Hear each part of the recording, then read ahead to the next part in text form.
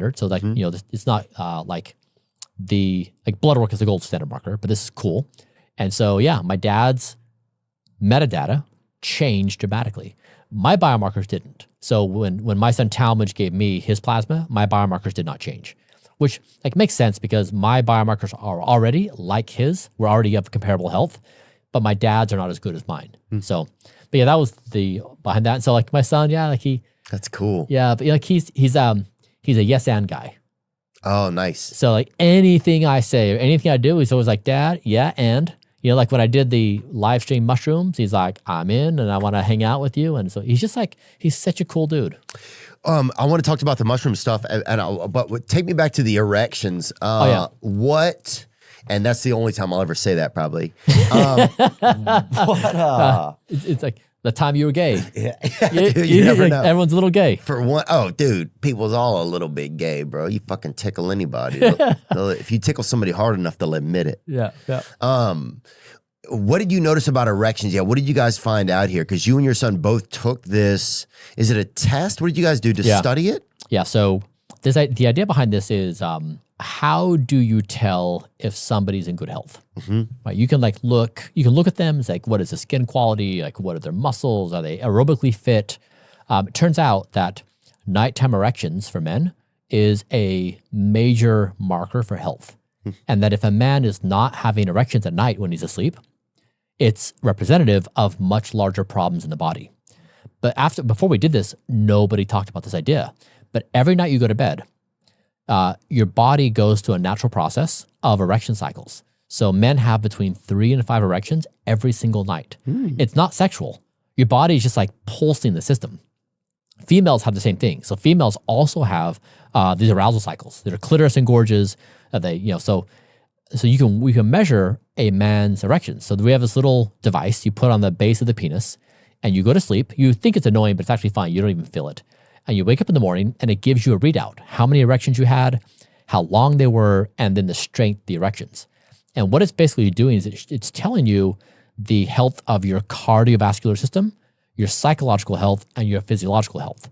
So if your dick is broken, something else is broken about you. And you can also use it as an age marker, because as you age, like a healthy 18-year-old will have something like 2.5 hours of nighttime erections. Gosh. And by the time you get to 70 years old, it's down to like 51 minutes. Ooh. So it declines with age. Papa's still rocking though. Yeah. So mine are, my best is like 3 hours and 52 minutes. In one night? Yeah. So I'm at the 99.9 percentile for nighttime erections. And this is a cool marker because like people can look at me and say, bro, you still look 48. I don't think any of your shit's working.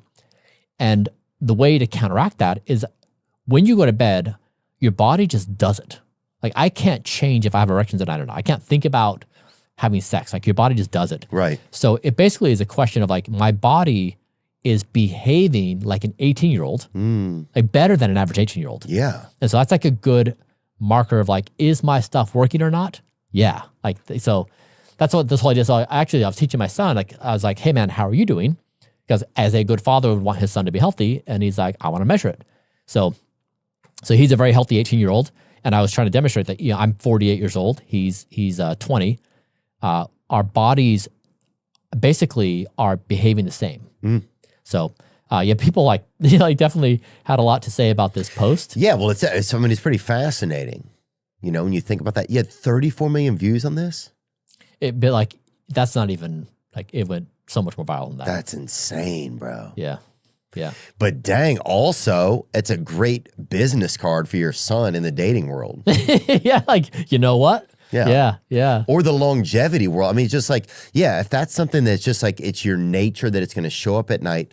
Because I notice that I definitely, if I wake up with an erection, I do feel more like, okay, I'm virile or virile. Yeah. And I'm rocking, and I still got it. You know what I'm saying? And bring on the day. Yeah. Like, you remember, Theo, like when you were like early teens. Oh, yeah. Right? You're always erect. Like in the middle of the day, you just become erect. Yeah, I remember walking down the hall and having to like lean my body inward, like or like walk with your book over your holding your book bag or wearing your book bag on the front. Yeah, or just or I'd walk and like just at school I would just point my body towards the wall and just walk sideways and shit. Just weird shit. Yeah, exactly. just cocking around. That's like a robust function. But then as you age, right, they just disappear. Yeah. And so that's why it's so important. So I talk about it because people who men who do not have robust nighttime erections are 70% more likely to have a cardiac event. So you really want to know if it's not working, like other stuff is going on. And so, yeah. Wow. A lot of there was a long time where I didn't because a lot of it was psychological too. I think there was something going on in my head that wasn't healthy. You had mentioned you had an experience. I have to pee really quick now. We just took a urine break. Dude, I pee long when I pee, dude, because I drink a lot of fluids during the day. Yeah. Is that good or bad? You think, does it matter? Yeah.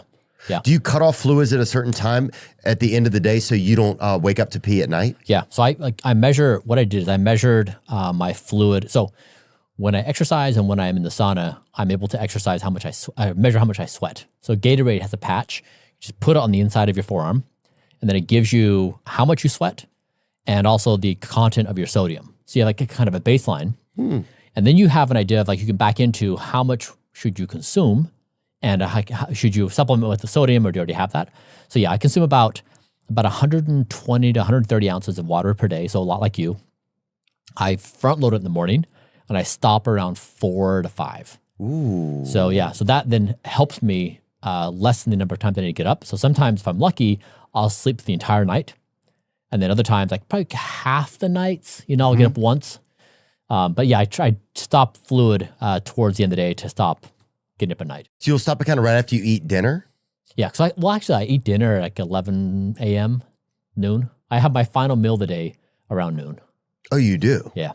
And when do you have your first meal then? When I wake up at 6. Okay. I wake up at 4 or 5. 4 or 5, and then I'll have breakfast before I eat. So you eat breakfast? Yeah, it's so many things that are don't eat breakfast. I feel better when I don't eat breakfast and I eat later in the day and I keep it into a smaller eating window. Yeah. But you don't. That's not your practice. Yeah, do your thing, right? Right, you're saying do your thing. Yeah, exactly. I do your thing. But I built my life around sleep, unquestionably. So the reason I do that is because if I have my last meal around noon, my heart rate before I go to bed will be around 41, 42, 43 beats per minute. Which if I have that, I will have a perfect night's sleep. I'll get 4 to 4.5 hours of restorative sleep. I'll fall asleep within 1 minute. Half the nights I will not get up. Other nights I'll wake up, I'll be back to sleep within a minute or two. And so, And then once I have that kind of sleep profile, I feel like I can take on life. When I don't sleep well, it's oh man, it sucks. I hate how I feel.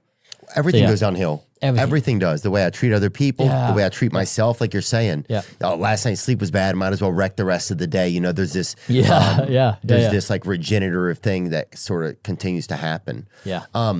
Do you take any supplements for sleeping? I take 300 mcgs of melatonin.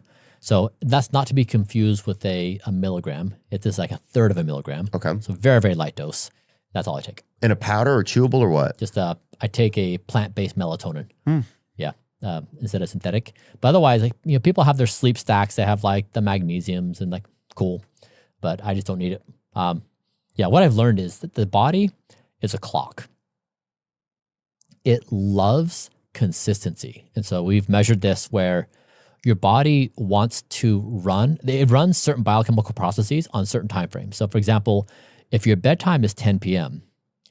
and you miss it, you say I'm going to go to bed at 2 a.m. today, but I'll make up for it. I'll sleep in till 10. I get my full 8 hours. It doesn't work like that. So at 10 p.m., your body has a trash collector that rolls to the body and it picks up the trash. If you're not in bed at 10 p.m. and asleep, the trash collector doesn't come and the trash accumulates in the body. And so it's more important to be on time and consistent. Otherwise, the body's processes can't do its thing. So that's what I've learned is you have to treat the body like a system. You can't just be fuck it, I'm going to power over it or run. You can't. The body runs on certain principles of biology. You can't overrule it. Wow. And it kind of makes sense because even your brain, your brain's main job is just to keep things organized. Your body just wants to, a system just wants to run in an organized fashion. Yeah, exactly. Yeah. Like you were saying, when we first started talking, is you have a plan, you have a routine,